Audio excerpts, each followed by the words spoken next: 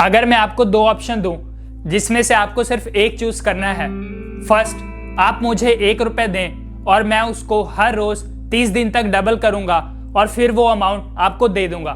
Second, मैं आज ही आपको 10 करोड़ रुपए देता हूं। किसको चूज करेंगे आप? बट कोई नहीं, अगर आपने ज्यादातर लोगों की तरह सेकंड ऑप्शन चूज किया तो आपको ज्यादा नहीं बस 43.7 करोड़ रुपए का ही नुकसान होगा, क्योंकि फर्स्ट ऑप्शन में आपको 53.7 करोड़ रुपए मिलते। आई नो मोस्ट लोगों ने सेकंड ऑप्शन इसलिए चूज किया होगा क्योंकि उनको इंस्टेंट रिवॉर्ड्स और इंस्टेंट ग्रेटिफिकेशन चाहिए होता है। इस एग्जाम्पल से आपको इतना तो आइडिया लग ही गया होगा कि क्यों एल्बर्ट आइंस्टाइन ने कंपाउंडिंग को 8th wonder of the world बोला था। कंपाउंडिंग का मैजिक ही कुछ ऐसा है, और हाँ, अक्सर ये मैजिक दिखाई भी नहीं देता। तो चलिए आज हम इस वीडियो में जानेंगे कि कंपाउंडिंग क्या है, पैसा कैसे हमारे लिए काम कर सकता है, हमें इन्वेस्टिंग क्यों जल्दी स्टार्ट करनी चाहिए, और हाँ, कंपाउंडिंग के प्रिंसिपल्स को यूज करके कैसे हम एक सक्सेसफुल आदमी बन सकते हैं। तो चलिए शुरू करते हैं।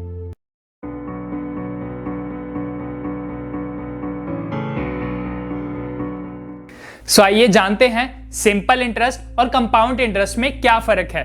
सिंपल इंटरेस्ट में आपको आपकी इन्वेस्टमेंट अमाउंट या प्रिंसिपल अमाउंट के ऊपर इंटरेस्ट मिलता है, आपको उसकी अर्न की हुई इंटरेस्ट के ऊपर कोई इंटरेस्ट नहीं मिलता। जबकि कंपाउंड इंटरेस्ट में आपको आपकी प्रिंसिपल अमाउंट और उसके ऊपर कमाए हुए इंटरेस्ट के ऊपर भी इंटरेस्ट मिलता है। बट वेट, कंपाउंड इंटरेस्ट को ही मैजिक क्यों बोला जाता है, सिंपल इंटरेस्ट को क्यों नहीं?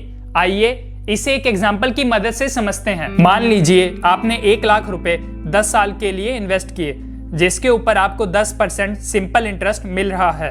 तो आपका पैसा कुछ इस प्रकार से ग्रो होगा। पहले साल आपका वो 1 लाख रुपए 1,10,000 बन जाएंगे।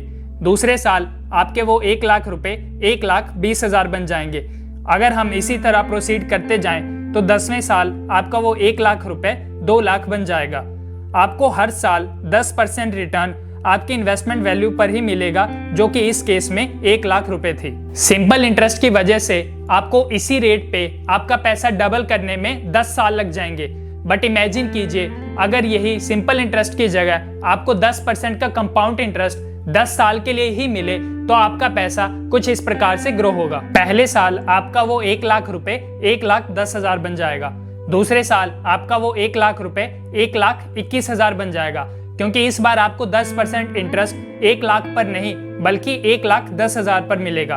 तीसरे साल भी आपको वो 10% इंटरेस्ट 1,21,000 पर मिलेगा, और इसी तरह हम प्रोसीड करते जाएं तो 10वें साल के बाद आपके पास 2.5 लाख से भी ज्यादा की अमाउंट होगी। जहां आपके पास 10 साल बाद 2 लाख रुपए होने थे सिंपल इंटरेस्ट की वजह से, वहीं आज आपके पास 2.5 लाख रुपए से भी ज्यादा है कंपाउंडिंग की मैजिक की वजह से। कंपाउंड इंटरेस्ट को काम करवाने के लिए आपको 2 चीजों की जरूरत पड़ती है। फर्स्ट, टाइम, जो आपको पता ही है, and second is delayed gratification, मतलब लाइफ में बड़े रिवॉर्ड्स पाने के लिए आपको पेशेंटली वेट करना पड़ता है। डिलेड ग्रेटिफिकेशन को हम स्टैनफोर्ड के एक बहुत फेमस एक्सपेरिमेंट से समझ सकते हैं। एक्सपेरिमेंट का नाम था मार्शमैलो एक्सपेरिमेंट। इस एक्सपेरिमेंट ने रिसर्चर्स ने बहुत सारे बच्चों को सेपरेटली एक रूम में बिठाया, फिर उनके सामने 2 ऑप्शन रखे। पहला ऑप्शन, या तो आप अभी एक मार्शमैलो खा लो। सेकंड ऑप्शन, या तो उनके 15 मिनट बाद लौटने पर आपको 2 मार्शमैलो मिलेंगे। आपको क्या लगता है बच्चों ने क्या चूज किया होगा? जी हाँ, मोस्टली बच्चों ने इंस्टेंट ग्रेटिफिकेशन पाने के लिए पहला ऑप्शन चूज किया। बट जिन भी बच्चों ने सेकंड ऑप्शन चूज किया, जब रिसर्चर्स ने उनको पूरी जिंदगी भर ट्रैक किया तो ये पता चला कि वो बच्चे ज्यादा सक्सेसफुल रहे।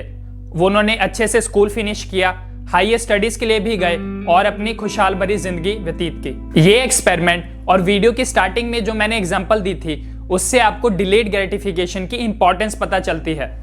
डिलेड ग्रेटिफिकेशन का मतलब यही हुआ कि आज आप शॉर्ट टर्म रिवॉर्ड्स को सेक्रीफाइस कर सकें ताकि फ्यूचर में आप उससे भी बड़े और बेटर रिवॉर्ड्स को पा सकें। अमीर लोग भी यही करते हैं, वो अपना ज्यादा से ज्यादा पैसा stocks, index funds, real estate और बहुत सारे ग्रोथ एसेट्स में इन्वेस्ट करते हैं। मे बी वो उस पैसे से घर, गाड़ी और एक्सपेंसिव चीजें भी खरीद सकते थे, बट नहीं। और जब वो लोग उस पैसे को रियल एसेट्स में इन्वेस्ट करते हैं तो वो पैसा आगे और पैसा बनाता है। फिर वो उस पैसे से बने हुए पैसे को भी इन्वेस्ट करते हैं अगेन उस पैसे से बने हुए पैसे से भी बने हुए पैसे को भी वो लोग इन्वेस्ट करते हैं। And this is the real meaning of how many works for you. But इसके लिए आपको शॉर्ट टर्म रिवॉर्ड्स और इमीडिएट ग्रेटिफिकेशन को छोड़ना पड़ता है। इसलिए अमीर लोग अपनी वेल्थ दिखाने में ज्यादा विश्वास नहीं रखते।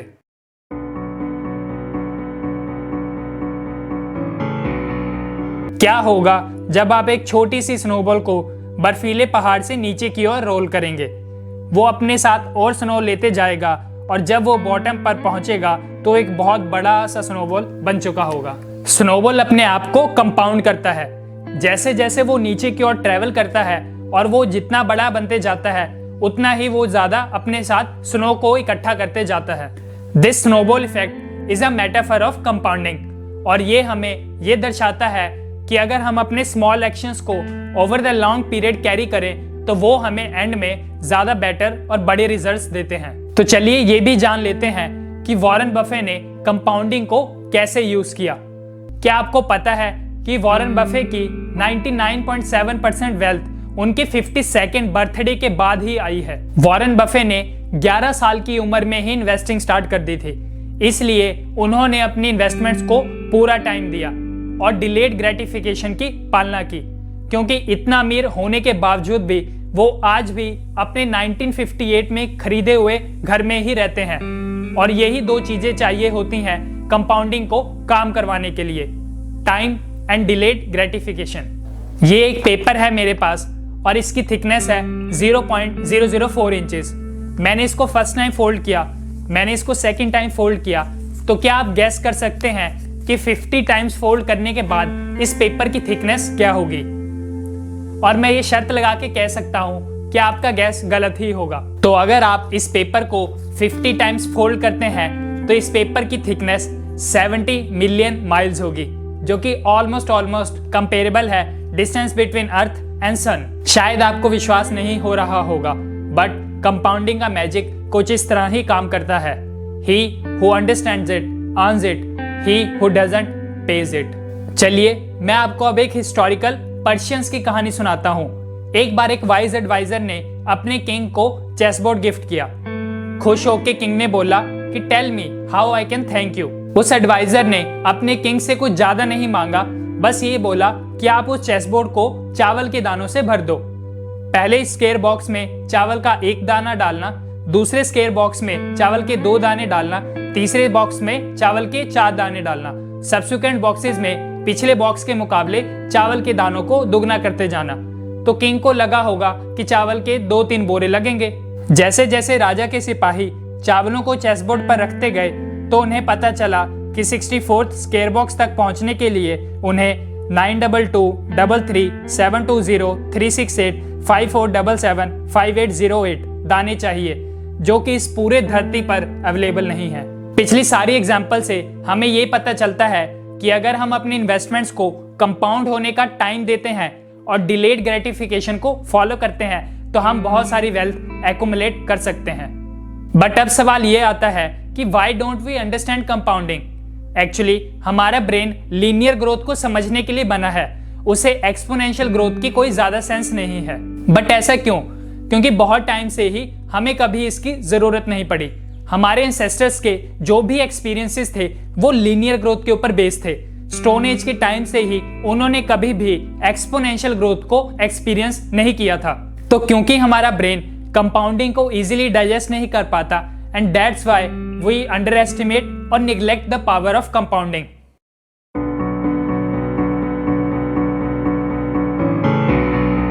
सो why to start early? Warren Buffett ने एक बार बोला था कि I started investing at the age of 11 but regrets getting late. तो अगर वॉरेन बफे ऐसे स्टेटमेंट दे सकते हैं तो इतना तो श्योर ही है कि अर्ली इन्वेस्टिंग के कुछ स्पेशल बेनिफिट्स हैं। बट क्योंकि इंडिया में लोग उतने फाइनेंशियली लिटरेट नहीं हैं तो उन्हें अर्ली इन्वेस्टिंग के बेनिफिट्स नहीं पता होते। तो आइए एक हाइपोथेटिकल एग्जांपल से समझते हैं कि अर्ली इन्वेस्टिंग के क्या बेनिफिट्स हैं। 2 फ्रेंड्स हैं, आदित्य और अंकित। दोनों अभी 65 साल के हैं। आदित्य ने 20 साल की उम्र में ही पैसा इन्वेस्ट करना स्टार्ट कर दिया था और अगले 20 साल तक करता रहा। वो हर साल 4,000 रुपये इन्वेस्ट करता था और उसे 10% के रिटर्न्स मिले।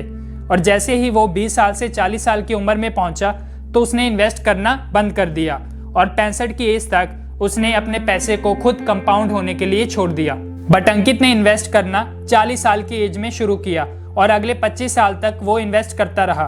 उसने भी आदित्य की तरह 4,000 रुपए ही इन्वेस्ट किए और उसे हर साल 10% के ही रिटर्न्स मिले और आज 65 साल की उम्र में पहुंचकर उसने अपनी इन्वेस्टमेंट रोक दी। तो आपको क्या लगता है किसके पास ज्यादा पैसे होंगे? आदित्य जिसने 20 साल की एज में इन्वेस्टिंग स्टार्ट की बट उसने सिर्फ 20 साल तक ही इन्वेस्ट किया, या अंकित जिसने 40 साल की एज में इन्वेस्टिंग स्टार्ट की बट उसने 25 साल तक इन्वेस्ट किया? तो इसका आंसर है आदित्य। आदित्य के पास अंकित के मुकाबले 6 गुना, जी हाँ, आदित्य के पास अंकित के मुकाबले 6 गुना ज्यादा पैसा होगा, क्योंकि आदित्य ने 20 साल की एज में इन्वेस्टिंग स्टार्ट की तो उसने अपनी इन्वेस्टमेंट को कंपाउंड होने के लिए ज्यादा टाइम दिया और उसकी इन्वेस्टमेंट बड़े प्रिंसिपल अमाउंट पर कंपाउंड हो पाई। इसलिए ये इंपॉर्टेंट नहीं कि आप कितनी अमाउंट से स्टार्ट करते हैं, ये इंपॉर्टेंट है कि आप कितनी जल्दी स्टार्ट करते हैं। Start small but start early. The definition of compounding according to Investopedia is the process in which an asset's earning from either capital gains or interest are reinvested to generate additional earnings over time। Stock market में compounding दो तरीके से होती है जो कि उस definition में छुपी हुई है। मान लीजिए आपने 10,000 रुपए किसी स्टॉक में इन्वेस्ट किए और उस स्टॉक ने आपको पहले साल के बाद 10% के रिटर्न्स दिए, तो आपके इन्वेस्टमेंट की वैल्यू 11,000 हो जाएगी। और अगर सेकेंड ईयर में भी उस स्टॉक ने आपको 10% के रिटर्न दिए तो वो 10% की वैल्यू 10,000 पर नहीं बल्कि 11,000 पर कैलकुलेट होगी। तो सेकेंड ईयर के बाद आपकी इन्वेस्टमेंट की वैल्यू 12,100 रुपए होगी। काफी स्टॉक्स आपको डिविडेंड भी देते हैं और ये आपके ऊपर होता है कि आपको उन डिविडेंड्स को कैश की फॉर्म में यूज करना है या उन डिविडेंड्स को री इन्वेस्ट करके और ज्यादा स्टॉक्स परचेज करने हैं। तो जब आप डिविडेंड्स को री इन्वेस्ट करके स्टॉक्स बाय करते हैं तो आप कंपाउंडिंग की पावर को इंक्रीज करते हैं। जैसे हर कॉइन के 2 साइड होते हैं वैसे कंपाउंडिंग के भी 2 साइड्स हैं। कंपाउंडिंग में सबसे बड़ा रिस्क यही है कि आपने किसी गलत एसेट में इन्वेस्ट किया या किसी गलत स्टॉक को पिक किया, क्योंकि जिस तरह कंपाउंडिंग आपके पोर्टफोलियो को एक्सपोनेंशियली बढ़ा देती है उसी तरह कंपाउंडिंग आपके पोर्टफोलियो को एक्सपोनेंशियली डिक्रीज भी कर सकती है। और यही रीजन है कि आपने अक्सर देखा होगा कि अगर आप किसी स्टॉक को होल्ड करते हैं और उसकी वैल्यू इंक्रीज करने की बजाय डिक्रीज करती है तो आपको काफी ज्यादा लॉसेज झेलने पड़ते हैं। तो अगर आपने ये वीडियो पूरा देखा है और इस वीडियो से एक चीज सीख के आप उसको इम्प्लीमेंट करना चाहते हैं तो वो ये होगी कि अगर आज आपकी उम्र 18 साल है तो आज ही इन्वेस्ट करना स्टार्ट कीजिए, और अगर आज आपकी उम्र 50 साल है तो भी आज ही इन्वेस्ट करना स्टार्ट कीजिए, because you will never be younger than you are right now. So आज के लिए हमारी तरफ से बस इतना ही।